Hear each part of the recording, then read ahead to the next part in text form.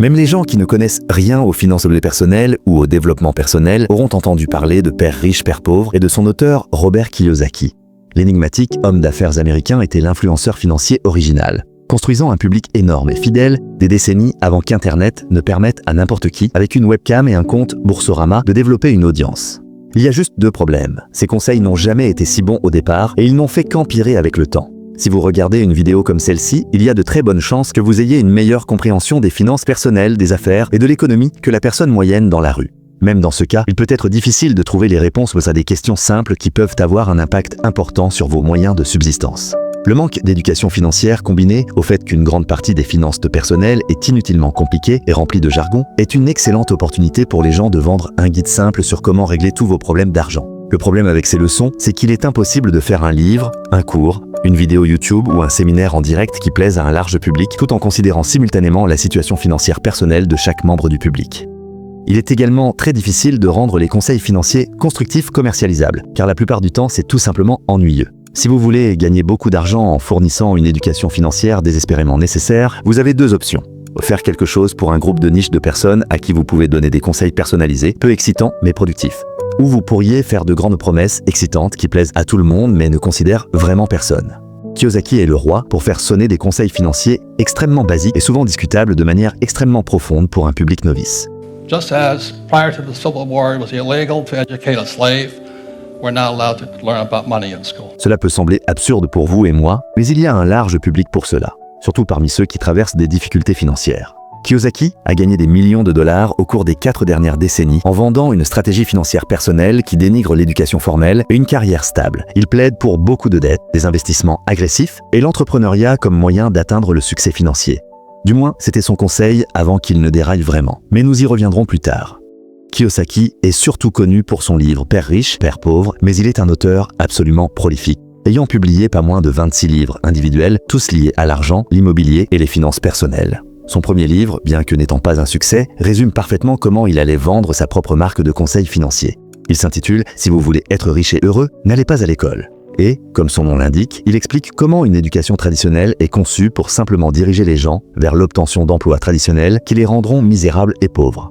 Maintenant, comme tous les bons arguments de vente, il y a un élément de vérité dans cela. Les salaires n'ont pas suivi la hausse des prix de l'immobilier et des actifs et le parcours universitaire n'est devenu que plus cher et plus compétitif depuis la publication de ce livre. Mais c'est aussi commodément bon pour jeter un très large filet sur un groupe de personnes qui soit n'ont jamais obtenu de diplôme universitaire, regrettent d'avoir fait des études supérieures ou se demandent s'ils devraient poursuivre leurs études. Les seules personnes qui ne trouveront pas un livre comme celui-ci convaincant sont les personnes qui ont fait des études et les ont transformées en une carrière réussie. Mais cela n'a pas d'importance car ces personnes ne font de toute façon pas de bons clients. Son livre beaucoup plus réussi, Père riche, Père pauvre, reprend les mêmes leçons et les reconditionne dans un récit simple avec un titre plus intrigant.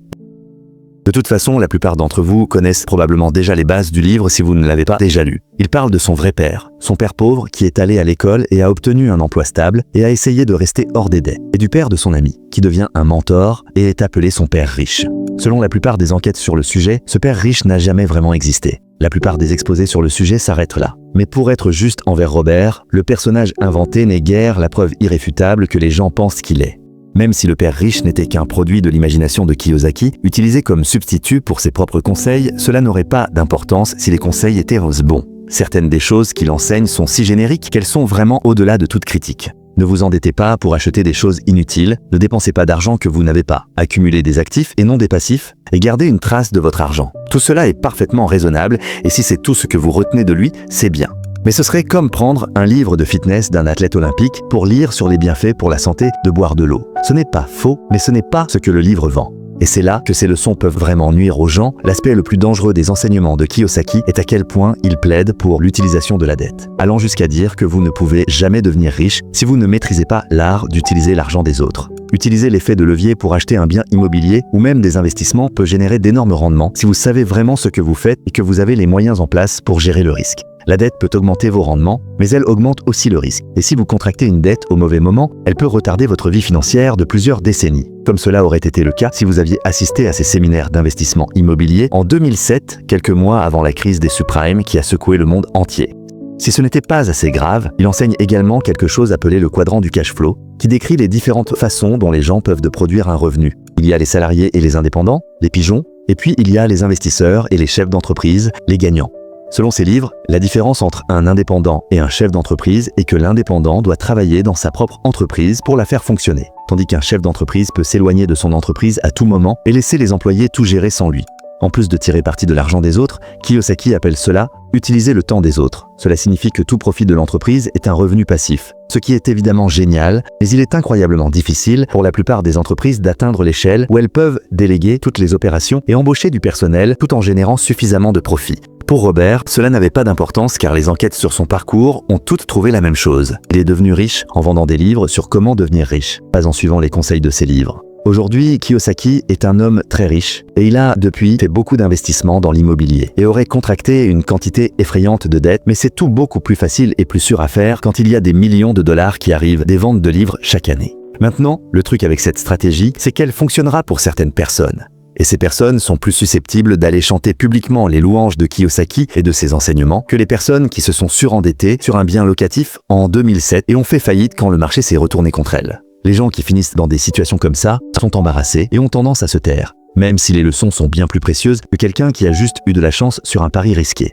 Même cela ne vaudrait pas la peine de faire une vidéo à ce sujet. Une personne devient riche en donnant des conseils financiers discutables et non personnalisés, puis utilise cette richesse pour justifier ses stratégies. C'est fondamentalement la moitié d'Internet à ce stade. Ce qui mérite d'être approfondi, cependant, c'est comment les mauvais conseils ne sont que la première étape dans l'entonnoir de Père riche, Père pauvre. L'un des livres les moins connus de Kiyosaki est probablement celui qui a fait le plus de dégâts, et il s'appelle « Le business du 21e siècle ». Dans celui-ci, il fait les mêmes points sur le fait de s'éloigner d'un rôle où vous travaillez pour de l'argent et d'essayer de constituer des investissements et des entreprises qui génèrent un revenu passif. Mais le problème, c'est que créer une entreprise est difficile. Et même si la personne moyenne avait assez d'argent pour lancer une entreprise, la plupart échouent. La solution que Kiyosaki présente dans le livre est d'éviter les entreprises traditionnelles et de démarrer plutôt une entreprise de marketing de réseau. Si vous ne connaissez pas, le marketing de réseau, le marketing multiniveau et la vente directe sont tous des euphémismes pour des sociétés comme Herbalife, Amway, Avon et USANA. Je suis sûr que maintenant vous savez ce que sont ces entreprises, mais si vous ne le savez pas, pensez simplement à elles comme des systèmes pyramidaux qui sont juste légaux grâce à quelques failles juridiques.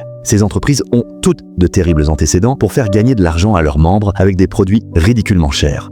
La seule chose qui incite les gens à revenir pour acheter plus, c'est le rêve que les entreprises vendent de gagner des millions d'euros en recrutant plus de gens dans le système et en devenant un membre d'élite au sommet de la pyramide. Dans son livre, Kiyosaki dit qu'il n'est pas directement impliqué dans une entreprise particulière, mais c'est en fait un coup de génie de sa part.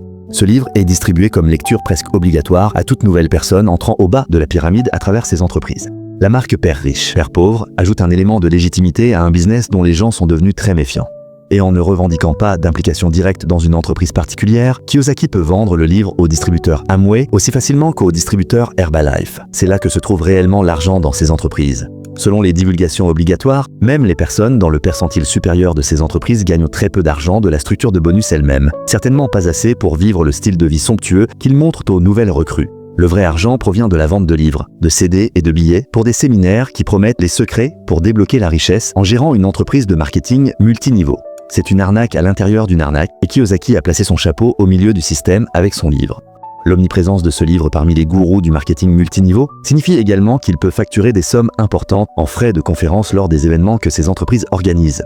Avoir sans doute le gourou financier le plus célèbre au monde disant à une salle pleine de gens qu'ils sont des pigeons d'avoir un CDI est un excellent moyen d'amener les gens à s'inscrire pour vendre des compléments alimentaires depuis le coffre de leur voiture.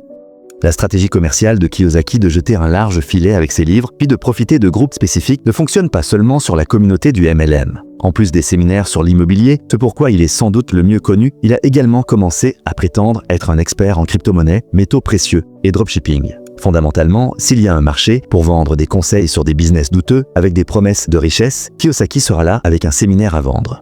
Juste pour le plaisir, il vaut la peine de regarder les façons absolument folles dont il essaie de construire sa crédibilité dans ces domaines. Quand un marché est saturé de gens essayant de vendre une formation, il faut des déclarations sensationnelles pour se démarquer. Pour la crypto, c'était la prédiction que le Bitcoin atteindra 10 millions de dollars. Et pour les métaux précieux, c'était l'affirmation qu'il possédait la plus grande mine d'or en Amérique. Not to brag, but I own tons of this. How much? I own the mines. You own the mines? I'm a capitalist. I bought the biggest gold mine in America last July. It's in Utah. So you're literally mining your own gold? Amen. Alors ça, c'était tout simplement vérifiable faux. Selon la société Global Data, la plus grande mine d'or aux États-Unis est la mine Carlin, qui est au Nevada. elle appartient principalement à la Newmont Corporation. Et Kiyosaki n'est pas répertorié dans les documents de l'entreprise comme actionnaire majeur, bien qu'il soit possible qu'il soit un actionnaire mineur non répertorié. Sur son site web, il précise qu'il a en fait un intérêt dans une ancienne mine de cuivre que lui et son équipe ont prospectée pour avoir 2,9 millions d'onces d'or. Si c'est vrai, ce serait une découverte majeure, c'est sûr, mais ce ne serait toujours qu'environ 2 ans de production de la véritable plus grande mine d'or en Amérique. C'est toujours impressionnant, mais ne se vend pas aussi bien à son public cible. Dans le même article, il parle de pourquoi il achète de l'or, et le problème principal est qu'il ne fait pas confiance aux élites académiques de la Réserve fédérale américaine. C'est un sentiment populaire et presque compréhensible, mais curieusement, la seule façon dont vous pouvez acheter ces formations ou assister à ces séminaires est en payant avec cette monnaie fiduciaire sale de l'élite qu'il prétend être complètement sans valeur.